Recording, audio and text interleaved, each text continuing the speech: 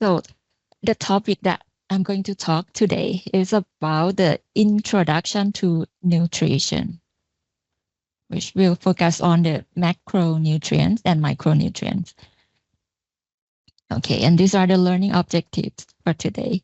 So at the end of this class, so I hope you will be able to identify essential nutrients, sources of the nutrient, and their function, and can relate malnutrition to the associated diseases or the condition. And the last one, identify the characteristic causes, diagnosis, treatment of the cachexia. And these are the content for today. So I will talk about the definitive of the term that relate to the nutrition, the essential nutrient, which are macronutrients, the micronutrients here. For the macronutrients, I will talk about the carbohydrate, fat or lipid, and protein. And for the micronutrients, it will be vitamins and minerals. And I will talk a little bit about the calories, the energy or the that we derive from the food. And the last topic will be cachexia. I'll talk about the characteristic, the cause of the diagnosis, and the treatment of cachexia. Let's start with the term that relate to the nutrition. The first one, nutrition. This term, nutrition, it is the study about the food in relation to our health. And what is the food? So food is any substance when ingested or eaten, they nourish our body. And what about nutrients? Nutrient is a chemical component that need by our body. They provide us the energy to build and repair tissue and to regulate our life process. And for the calorie, it is a fuel, it is the energy potential in food. And in nutrition, we talk about the nutrition status, which is the condition of the body resulting from the use of essential nutrients. And the last one, malnutrition.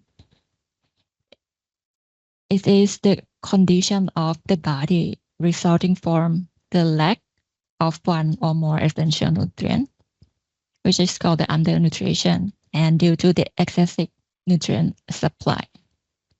And we call it the overnutrition. Those are all of the terms that relate to the nutrition. And for the essential nutrients for today, for the macronutrients, they are the nutrients that provide us the energy. They are the energy source for our bodies, and we need them in the large amount. That's why we call them the macronutrients, which are carbohydrate, fat or lipid, and proteins. And for the micronutrients, we need them in small amount, maybe in microgram or milligram. And for the macronutrients, we need them in gram. The micronutrients consist of vitamins and minerals and water. Water also the essential nutrient for our body. Do you know how many days can we survive without water? Can you guess? 3 days, right? Yeah, around 3 days. So there are a lot of functions of the water that important for our body. For example, it is the main component of our blood, right? If you can remember, it plays a role in nutrient transportation, oxygen transportation, things like that, in the regulation of our body temperature. Waste removal via urine, sweat, or physics, it needs water. So that's why water is very important for us. And how many liters per day that we should drink, we should consume the water? วันหนึ่งดื่มน้ำกันกี่ลิตรคะถึงลิตรไหม ไม่ถึงเนาะอาจารย์ก็ไม่ถึงเหมือนกัน around maybe 2 to 2.5 liter per day. It is the recommended amount of the water to consume per day. Okay, let's start with the carbohydrate. So the carbohydrate are the major sources of the energy of the body. By 1 gram of carbohydrates contain 4 kilocalories. And the carbohydrates are made of carbon, hydrogen, and oxygen. And these are the example of the sources of the carbohydrate. The carbohydrate can be found in whole grain. For example, the jasmine bread that we eat every day, the potatoes, banana, fruit, in milk, sugar, honey, and yeah.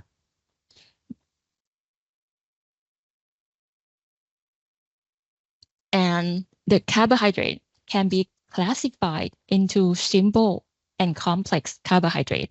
For the simple carbohydrate can be divided into monosaccharides and disaccharide.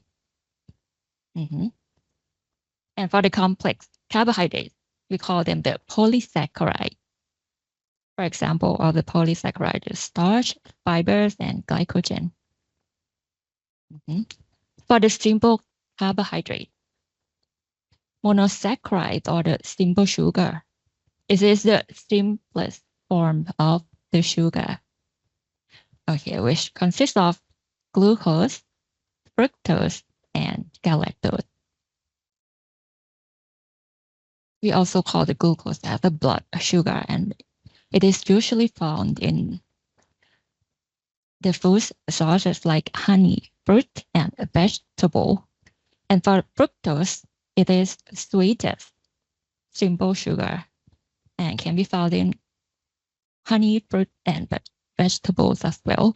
And for the galactose, it is not found in free food, but it is result when the galactose break down.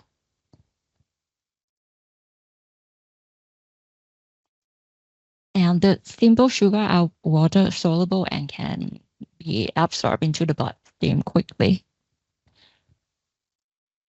And for the disaccharide or double sugar, it's made up of 2 monosaccharides, which consist of sucrose, lactose, and maltose. For the sucrose, it is the ordinary table sugar ที่เราใช้กันในครัวค่ะน้ำตาลเนาะ It made up of glucose and fructose. And for the lactose is milk sugar. It made up of the glucose and galactose. So when lactose is broken down, we will get galactose. Okay, and for the maltose, it made up of 2 molecules of glucose. We can found it in the process when we produce the malting of the syrup, such as the barley. Okay, and this is the structure of the glucose, which is the monosaccharide, and it is sucrose, which is made up of glucose and fructose in disaccharide. Okay, and the simple carbohydrates are very easily and quickly utilized for the energy of the body because of their simple chemical structure. That's why they lead to the faster rise in the blood glucose and sugar insulin secretion, which can have a negative health effect if we consume them a lot. And for the polysaccharide, which is a complex carbohydrate, the polysaccharide are composed of many molecules of the simple sugar. The starch is an example of the polysaccharide in the diet. Okay. It is the source that supplies the energy for our body, and it contains amylose and amylopectin. For the amylose, it is the structure consists of the glucose unit that are joined together by 1,2 linkage into one long chain. While in the amylopectin, the glucose unit are joined in 1,2 and 1,6 alpha 1,4. Alpha 1,4 and alpha 1,6 linkage into the branch structure. Amylose is long chain. Amylopectin is branch structure of the glucose unit.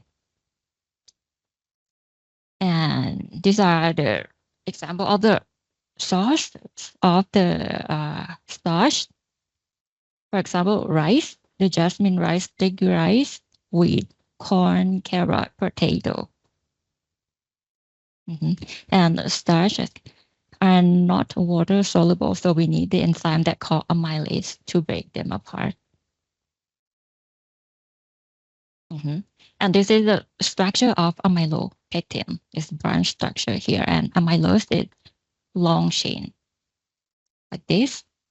So in the starch, it contains both amylopectin and amylose, but they are vary in the different type of plant. Starch is like a storage, energy storage of plant, right?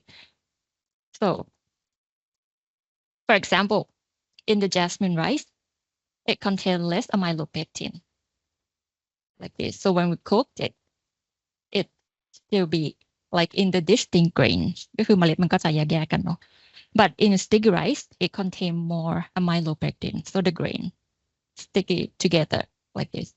It depends on the proportion of the amylose and amylopectin, which vary in different type of the plant. Okay, and the next polysaccharide, the glycogen. The glycogen structure is composed of the glucose unit that are joined by the alpha 1,4 and alpha 1,6 linkage into a branch structure as well. The glycogen can be synthesized by the excess glucose that we consume, and they can be stored in the liver and cytoskeletal muscle. So glycogen is the main storage form of the glucose in human body. And the next will be the dietary fiber. This kind of the polysaccharide is non-digestible by human. It is composed of the glucose unit that form the main constituent of the cell wall of most plants. So the fiber is the component of the cell wall of the plant, right? So it can be divided into the insoluble dietary fiber and soluble dietary fiber. And these are the sources of the fiber. You can get the fiber when you eat whole grain products, fruit, vegetable, beans, pea, for example. Okay. So these are the functions, the important functions of the carbohydrates. The first one is serve as the main source of the energy for the body. It acts as a protein sparing. เข้าใจคำนี้ปะคะถ้าสมมติว่ามีมีคาร์โบไฮเดรตร่างกายเราจะใช้คาร์โบไฮเดรตก่อนเนาะมันจะเก็บโปรตีนไว้ใช้หลังสุดถ้าไม่มีคาร์โบไฮเดรตมันจะไปที่ไขมัน ถ้าไม่มีไขมันแล้วมันถึงจะใช้โปรตีนเป็นตัวสุดท้ายเนาะso carbohydrate is a protein sparing favorable as protein sparing action. Carbohydrates are necessary for the normal fat metabolism.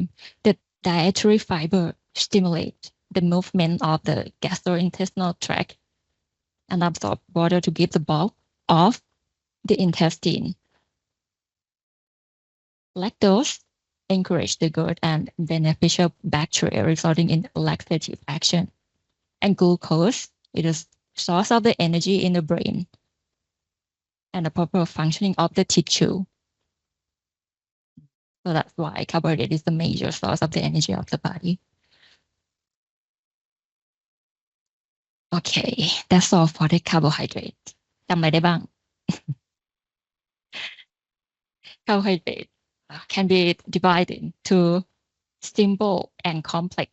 Simple, monosaccharide and disaccharide. Complex or polysaccharide, starch, glycogen, fiber, for example.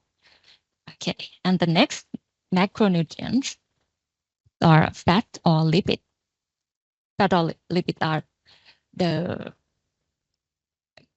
compound that constituent of the plant or animal, which are insoluble in water but soluble in organic solvent. They are the most concentrated form of the energy by 1 gram of fat contain 9 kilocalories. So it is recommended 15 to 25% of fat in the diet in daily. And the basic form or the basic unit of the fat is called triglyceride, which is consists of the molecules of the glycerol attached to 3 fatty acids. And these are some example of the fat sources: animal fat, vegetable fat, for example.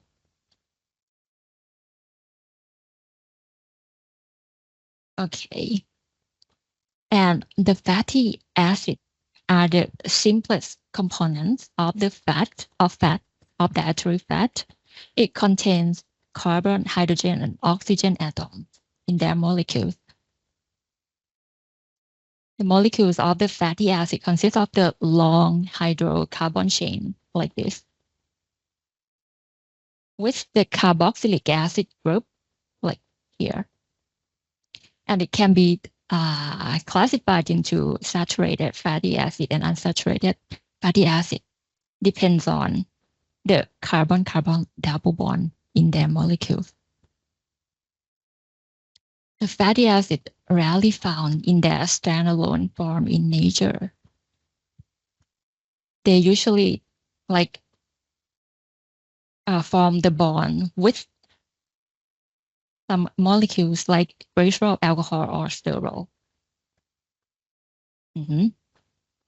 So the triglyceride, it is the common or main component of the fat that we can find in dietary fat. It takes around 95% of dietary fat. So the 95% of the dietary fat are in the form of the triglyceride. And the molecules of the triglyceride is composed of the glycerol backbone here that link or from the ester bond with the 3 fatty acids like this. And phospholipid is account for 2% of the fat of the form in fat. It composed of a hydrophilic head that contains phosphate group and 2 hydrophobic tail that derive from the fatty acid joined by the alcohol residue. These are the example of the phospholipid: cephalin, lecithin, choline, phosphatidyl inositol. And the last form of the fat that can be found in food is sterol. For example, cholesterol. The sterol can be found around 3% in animal and plant. And for example, the cholesterol, it is present in all animal fats. And it is required for the synthesis of steroid hormone, vitamin D, and bile salt. And cholesterol can also be synthesized by our liver, derived from food, and can be synthesized by our body as well.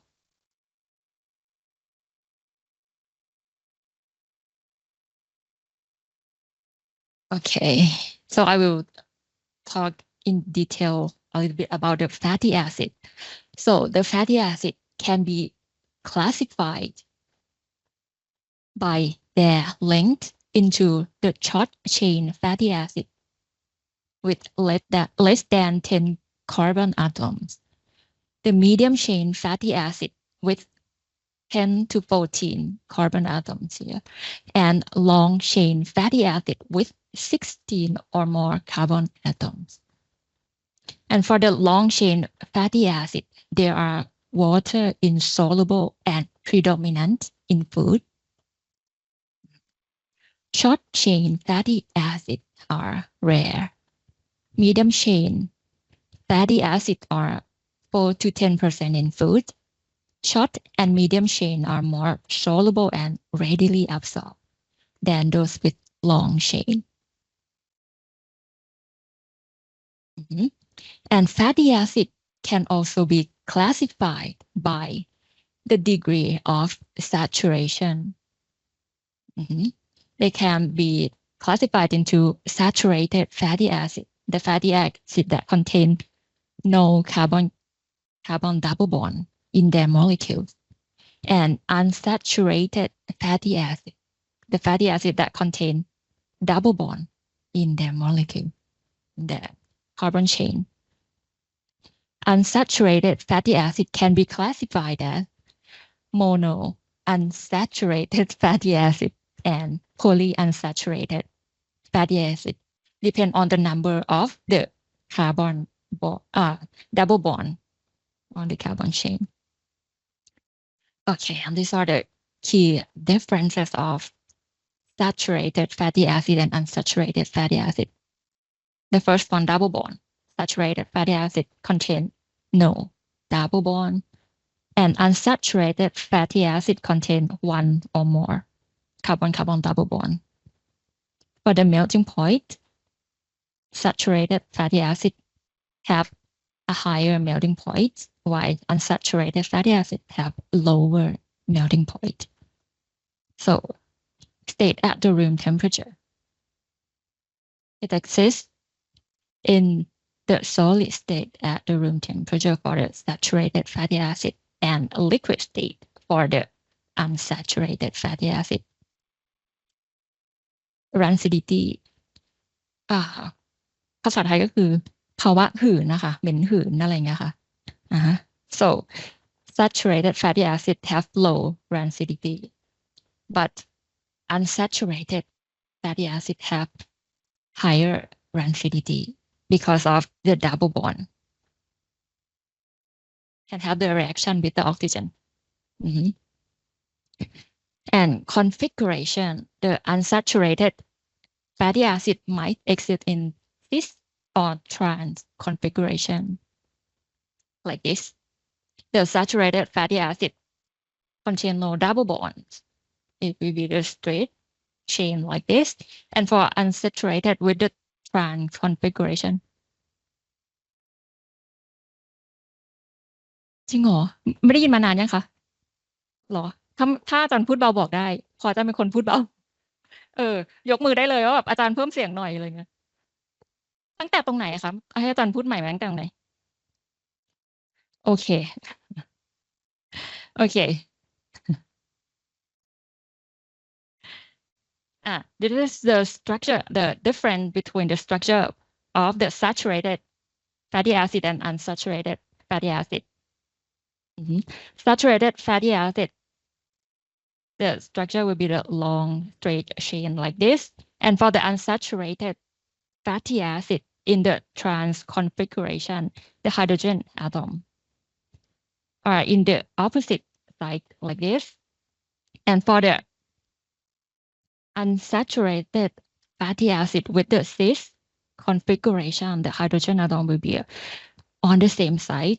So the structure will, the configuration of the cis unsaturated fatty acid will be bent มันก็จะงอๆเนาะถ้าไฮโดรเจนอะตอมมันอยู่ด้านเดียวกัน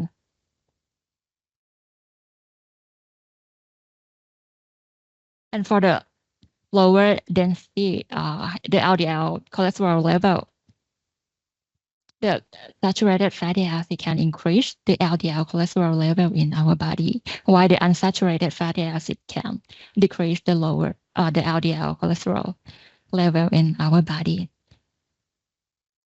And the sources of the saturated fatty acid are mostly found in animal fat. For example, butter, meat, and whole milk. And for the unsaturated fatty acid are mostly found in the plant sources. For example, the vegetable oil, sunflower oil, and in the oily fish. So the unsaturated fatty acid can be divided into the type based on the number of the double bond on the carbon chain into monounsaturated fatty acid and polyunsaturated fatty acid. For the monounsaturated fatty acid, it contains only one carbon-carbon double bond, and for the polyunsaturated fatty acid, it contains two or more carbon-carbon double bond. And for the sources of the monounsaturated fatty acid in vegetable oil, peanut, soybean, corn, olive oil, canola oil. And for the polyunsaturated fatty acid, the source of this fatty acid are in the like unrefined safflower, corn, sesame, soybean, sunflower, dark green vegetable, and fish. And polyunsaturated, some of the polyunsaturated unsaturated fatty acid can also be classified as essential fatty acid. The fatty acid that our body cannot synthesize, but we need them from the food or from the diet, which are the fatty acid in omega-3 series, the alpha linolenic acid or ALA, and the fatty acid in omega-6 series, the linoleic acid or LA. Both of them, our body can not synthesize. We need to derive them from the food.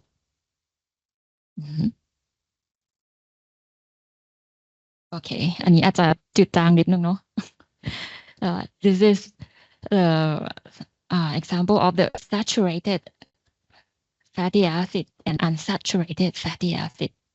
So you can see that saturated fatty acid, it contains no carbon-carbon double bond here.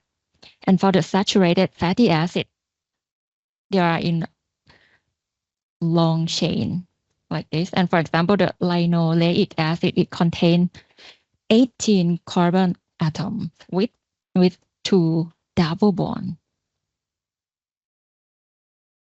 For the linolenic acid, it contains 18 carbon atoms as well, with 3 carbon-carbon double bonds on their carbon chain, for example. And This table shows the member of the fatty acid that are in the omega-3 and omega-6 series. For the omega-3 series, it consists of the alpha linolenic acid, EPA, and DHA here. So the alpha linoleic acid, it is the minor component, and EPA as well, the minor component of the tissue. And for the DHA, is the major component of the membrane phospholipid in the retinol protective receptor, the soluble gray matter, testes, and sperm. And for the linoleic acid in the omega-6 series, it is the component of the most tissue. And for arachidonic acid, or AA, the major component of the most membrane phospholipid.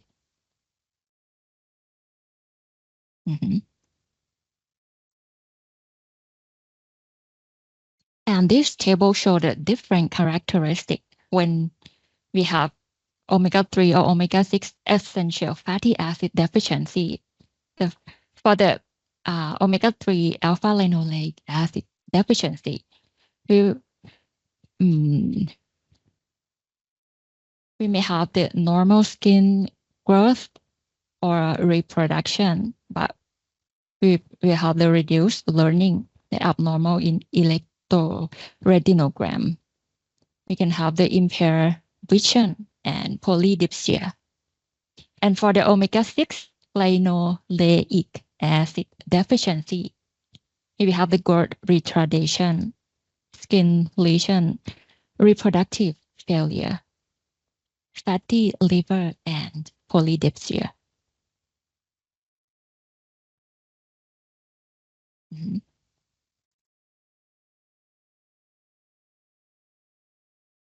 Okay.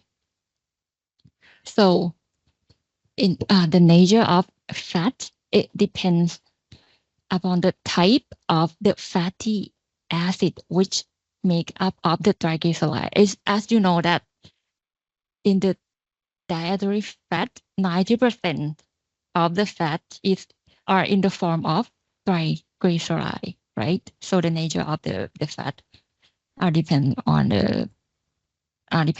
the fatty acid that contain in the triglyceride. And all fats contain both saturated and unsaturated fatty acid, but they can be classified into saturated fat or unsaturated fat according to the proportion of the fatty acid present. So the type of the fat can be classified into saturated fat and unsaturated fat, depends on the proportion of the fatty acid that contain.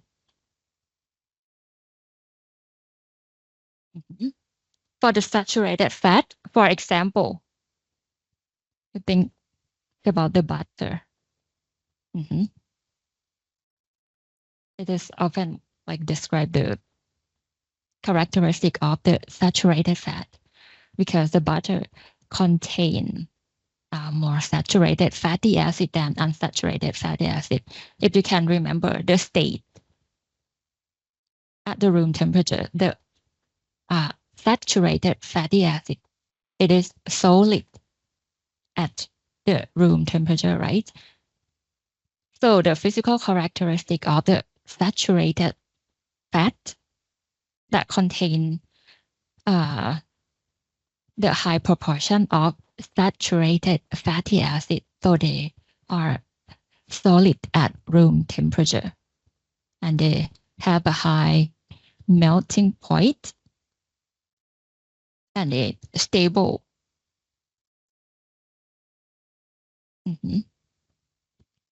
Like the unsaturated fat will become rancid ก็คือเหม็นหืนได้ง่าย because it's sensitive to oxygen. It can like have a reaction with the oxygen in the oxidative reaction. But the saturated fat are more stable. And the high intake of saturated fat can increase the LDL cholesterol and contribute to atherosclerosis and raising the risk for the heart disease and stroke.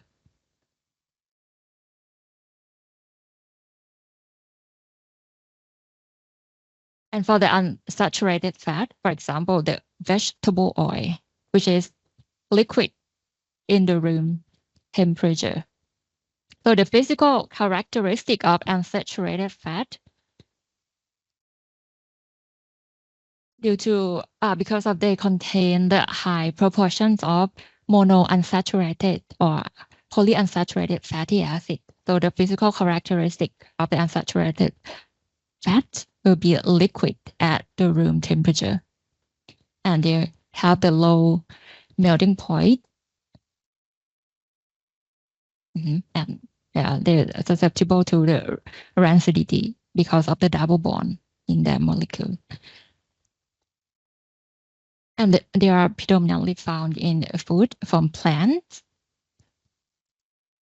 The unsaturated fatty acid, sometimes they will be called as a good fat because unsaturated fat are generally considered the beneficial fat for the health. And they can improve the cholesterol level, reduce the heart disease risk, and provide the essential fatty acid. Can you remember the essential fatty acid? Two of them มีอะไรบ้างคะจำได้ไหมไลโนเลอิกแอซิดอัลฟาไลโนเลนิกแอซิดเนาะ Okay, and these are the function of fat. Fat are important source of the calorie to provide to continue as supply if the energy are required. They are the protein sparing as well. They cushion the vital organ, for example, kidney. They are the component of the cell structure. They facilitate the absorption of fat-soluble vitamin. They are essential for the hormone production, including sex hormone and cortisol. They provide the fullness and delay onset of hunger. And they contribute the flavor and palatability to the diet. เพราะฉะนั้นอาหารที่มีไขมันมันถึงอร่อยเนาะ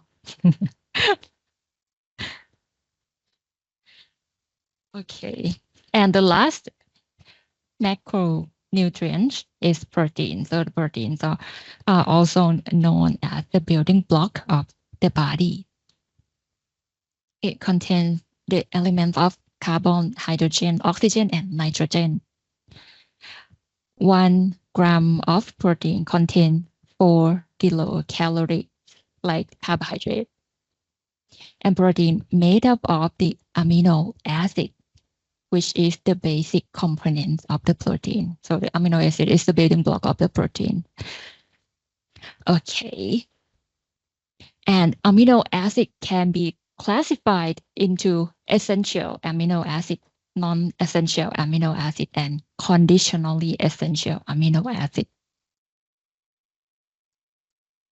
So the essential amino acid are the amino acids that are necessary for the good health, but our body cannot produce them. So we need them.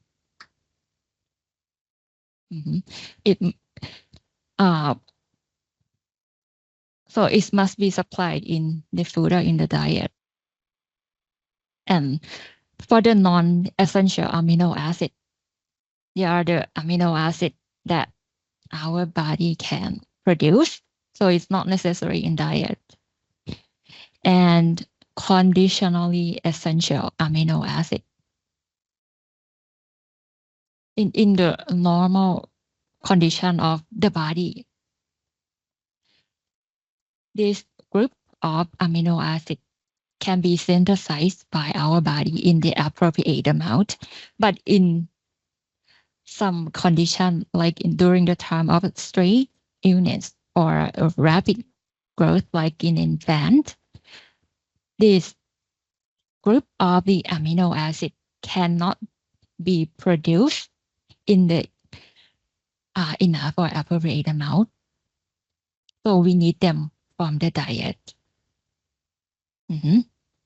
ตอนแรกถ้าร่างกายเราปกติดีร่างกายเราสามารถสร้างได้ในปริมาณที่เหมาะสมเนาะในปริมาณที่เพียงพอแต่เมื่อไหร่ก็ตามที่ร่างกายเราเครียดเราป่วยหรือว่าในภาวะอย่างเช่นในเด็กทารกอย่างเงี้ยค่ะร่างกายเราสร้างได้ไม่พอนะเพราะฉะนั้นเราก็จะต้องการจากอาหารมันก็เลยกลายเป็น conditionally essential amino acid นี่เองนะคะ and this is the structure of amino acid เนาะเรียนมายังคะในเคมีเนาะไบโอเคมเนาะน่าจะผ่านตากันมาแล้วโอเค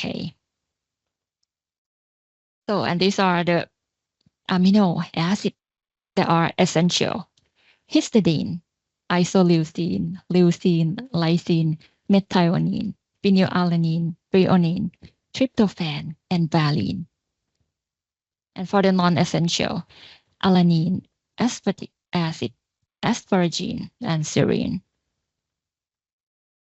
จากที่เป็น non essential อยู่ดีๆร่างกายเราภาวะผิดปกติไปมันกลายเป็น conditionally essential arginine cysteine glutamine glutamic acid glycine proline tyrosine เนาะถ้าจะต้องจำให้ได้ควรจะต้องจำอันไหนดีควรจะต้องรู้อันไหนดีเนาะอันนี้แล้วกันเนาะ essential amino acid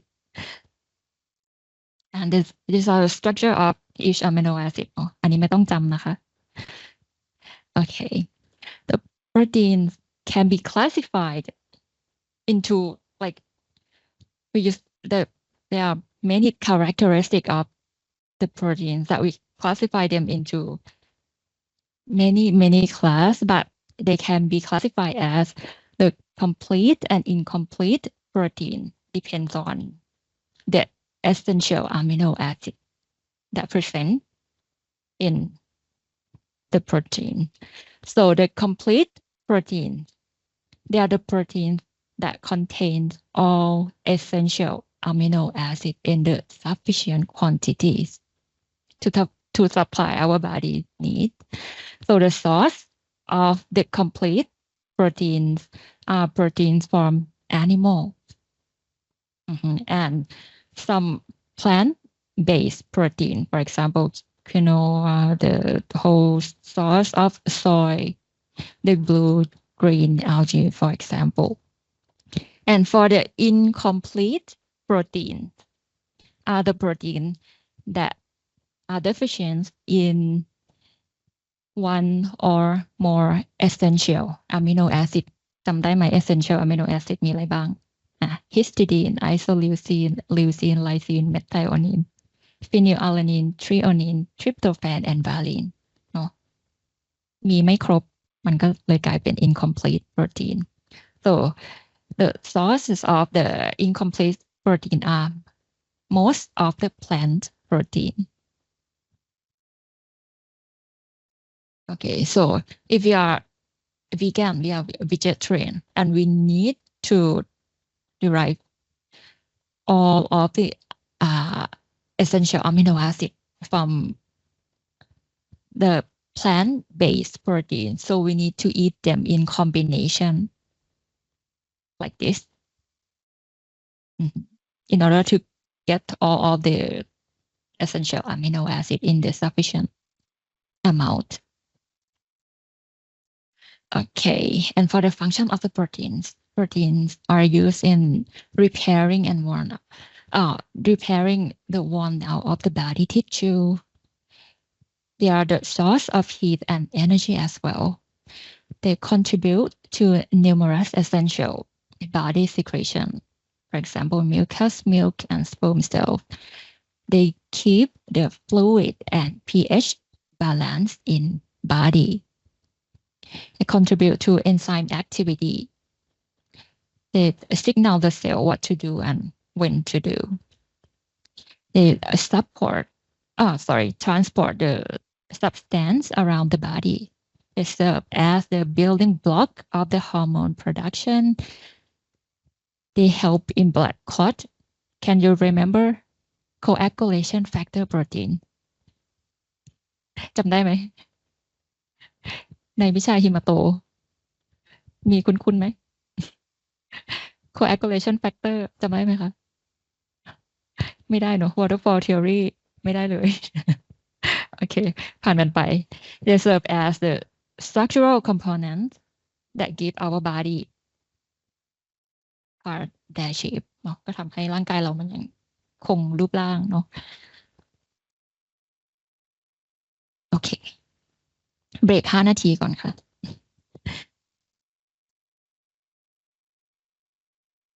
จำได้บ้างไหมคะเมื่อกี้ผ่านไปมีอะไรบ้างจำได้เนาะ